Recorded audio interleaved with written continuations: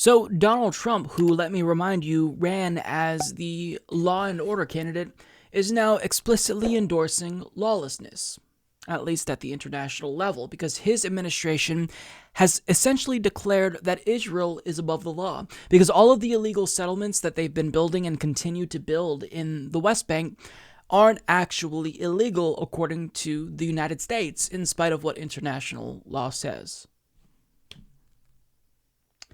Not so much in favor of law and order anymore, is he? Yeah. Now, as Laura Jakes and David M. Halbfinger of the New York Times explains, the Trump administration declared on Monday that the United States does not consider Israeli settlements in the West Bank a violation of international law, reversing 4 decades of American policy and removing what has been an important barrier to annexation of Palestinian territory. The announcement by Secretary of State Mike Pompeo was the latest political gift from the Trump administration to Prime Minister Benjamin Netanyahu, who has vowed in 2 elections this year to push for annexation of the West Bank. His chief opponent, Benny Gantz, has until Wednesday night to gather a majority in Israel's parliament, or he will relinquish his chance to form a new government, raising the prospect of a 3rd round of elections. The United States in the past has described the settlements as illegitimate, and Palestinians have demanded the land for a future state, a goal that has been backed by the United Nations, European governments, and American allies across the Middle East. But President Trump has been persistent in changing United States policy on Israel and the Palestinian territories, moves aimed at bolstering political support for Mr. Netanyahu, who has failed to form a government after 2 rounds of elections with razor-thin outcomes. So according to Donald Trump's administration and now the U.S. government, it is our official position to view Israel's settlements that they are building and continue to build in the West Bank as perfectly legally legitimate. Doesn't matter that international law and international organizations, the UN, have all condemned it. It doesn't matter. We're saying it's fine, so it's fine. Now, let me remind you that Donald Trump also moved the U.S. Embassy from Tel Aviv to Jerusalem.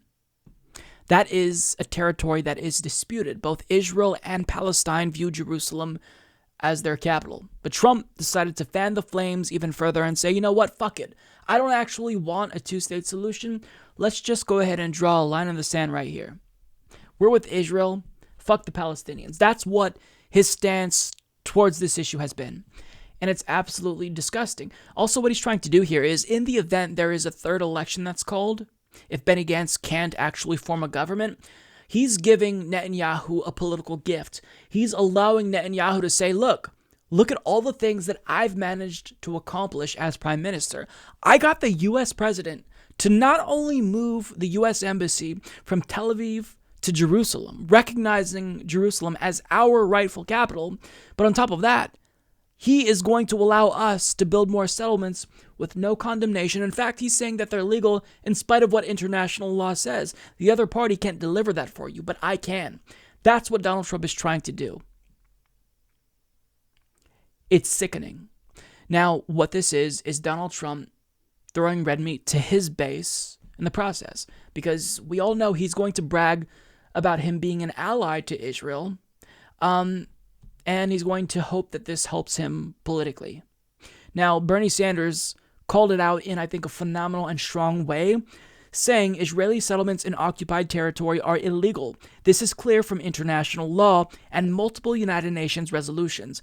Once again, Mr. Trump is isolating the United States and undermining diplomacy by pandering to his extremist base. And that's exactly it. While Democrats are worried about, being accused of shifting too far to the left and trying to hold the center, Donald Trump is continuing to move to the right and pander to the extremists within his base. And in the process, he's making the world a less stable, less peaceful place. It's absolutely morally reprehensible. What Israel is doing should be condemned by everyone, and it shouldn't even be controversial. But now, the official position of the U.S. government, because of Donald Trump, is that Israel can just straight up take Palestinian land, and there's nothing anyone else can say or do about it. Because on the UN, we can throw our weight around. We can stop other countries from trying to push back because we have veto power. I don't know what to say about this, but it's sickening. So Bernie Sanders, time and again, has consistently showed that he is the best on this particular issue.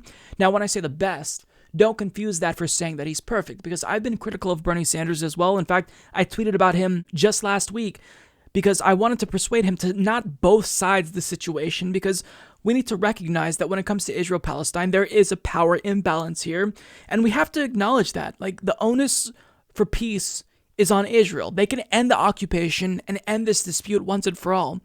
But, in spite of my criticisms of Bernie Sanders, no other 2020 candidate has spoken out as forcefully against Israel. Bernie's the best on this issue because Bernie is not afraid to actually call out Israel and call Netanyahu the racist that he is. They sling around words like anti-Semitic if you criticize Israel, but nobody's willing to call out Israel for their racist apartheid state. Bernie Sanders has. Now again, not perfect on this issue by any stretch of the imagination, but a lot better than everyone else who's running for president. And on top of that, he actually is best suited to get peace in the Middle East because he is Jewish, right? Nobody can accuse him, legitimately so, of being anti-Semitic for criticizing Israel. So if peace is going to come, Bernie Sanders can potentially be an ally in facilitating peace.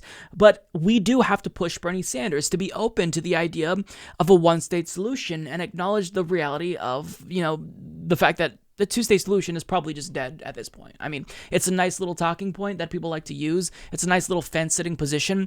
But unless we really start talking about a one-state solution with equal rights for Palestinians, we're not serious about peace in the Middle East. That's just a fact. It's a sad fact of the situation. But, I mean, overall, to get back to Donald Trump, we have to vote him out because this is absolutely disgusting. No country is above the law. No country should be condoning another country's lawlessness, because if you think that it's okay for Israel to violate the law, then that basically opens the door to other countries who are not our allies violating the law. Think Russia, think China, think North Korea. So if you actually believe in international law, you have to acknowledge that it is universally applicable. It applies to every single country in the world, not just some countries, sometimes for some laws. It is universal. So if you're not going to respect that, then you're not the law and order person you said you were. So it's funny how, just 3 years into his presidency, he's already abandoned that facade of law and order, which we all know he talked about only because he wanted to stop immigrants from entering the country, because if you have laws, you want to follow them, but only the laws that he likes, of course. And when it comes to international laws, I mean, I'm sure he doesn't even accept their legitimacy or acknowledge that they are a thing, right? He's criticized the Geneva Convention. The man's an idiot. The man is disgusting. He has no moral core, and we have to beat him in 2020 to stop the madness, to stop the international and domestic instability that he has brought with him and his administration. The Humanist Report is fake news. Mike only cares about Crazy Bernie and his wacky socialist ideas. Sad, very sad. I'm unsubscribing.